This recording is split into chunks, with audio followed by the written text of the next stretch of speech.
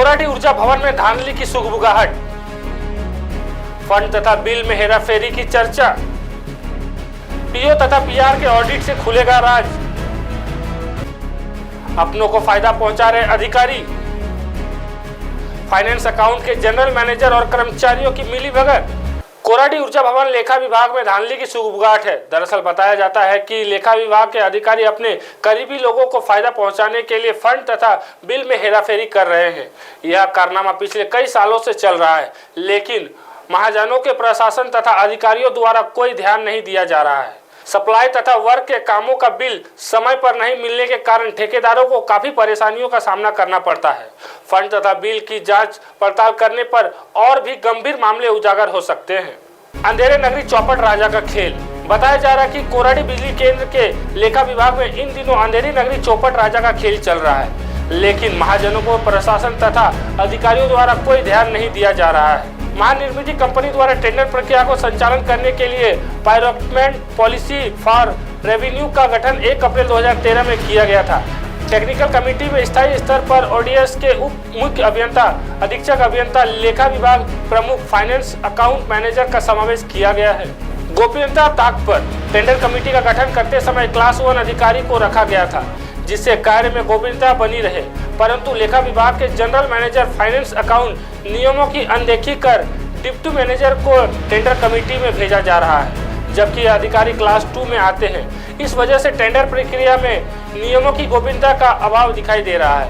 लेखा विभाग में पीओ तथा पीआर का ऑडिट किया जाता है, परंतु जो सेक्शन मैनेजर के पास है उसका ऑडिट ठेका कामगार से किया जाता है। यह एक गंभीर बात है।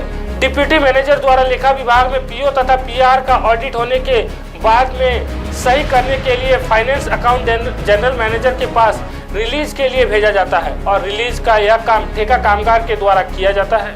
आशंका के पीछे डिप्टी मैनेजर का गहरा राज। कोराडी ऊर्जा भवन लेखा विभाग में फाइनेंस अकाउंट मैनेजर की 6 पद है और यह सभी पद भरी गई है। सभी पद भरी जाने के बाद भी टेंडर प्रक्रिया में डिप्टी मैनेजर को भेजा जा रहा है। इससे आशंका व्यक्त की जा रही है कि कहीं फाइनेंस अकाउंट के जनरल मैनेजर और कर्मचारी के बीच मधुर संबंध तो नहीं।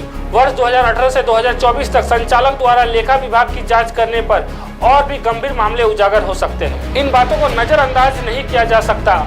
इस और संबंधित शासन व प्रशासन को गंभीरता के साथ ध्यान देने की जरूरत है। लेखा विभाग में फंड की हेराफेरी। कोराडी ऊर्जा भवन लेखा विभाग में इन दिनों फंड तथा बिल को लेकर हेराफेरी होने की खबर है।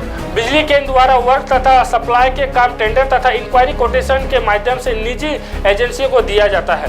बिजली केंद्र द्वारा सप्लाई तथा वर्क कामों के लिए फंड की अलग अलग व्यवस्था की जाती है।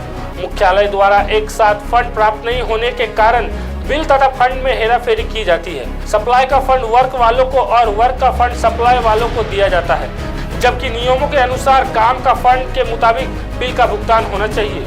जांच में खुल सकते हैं कई राज। बताया जाता है कि लेखा विभाग के अधिकारी अपने करीबी लोगों को फायदा पहुंचाने के लिए फंड तथा बिल में हेराफेरी कर रहे हैं। यह कारनामा पिछले कई सालों से चल रहा है, लेकिन महाजनों के प्रशासन तथा अधिकारियों द्वारा कोई ध्यान नहीं दिया जा रहा है। सप्लाई तथा वर्क के कामों का बिल समय पर न मिलने के कारण ठेकेदारों को काफी परेशानियों का सामना करना पड़ता है। फंड तथा बिल की जांच पड़ताल करने पर और भी गंभीर मामला उजागर हो सकती है। खबर पर आम जनता की नजर। इस बारे में प्रतिक्रिया जानने के लिए महानिर्मित कंपनी के जनसंपर्क अधिकारी यशवंत मोहिते से फोन पर संपर्क किया गया था। फोन पर रिंग जा रही थी, लेकिन उन्होंने अपना मोबाइल फोन उठाया नहीं। अब यह देखना है कि महाजन को प्रशासन तथा अधिकारियों द्वारा आगे क्या कार्रवाई की जाती है। इस पर आम जनता की नजर लगी हुई है। महाराष्ट्र टीवी 24 के लिए ब्यूरो रिपोर्ट, नागपुर।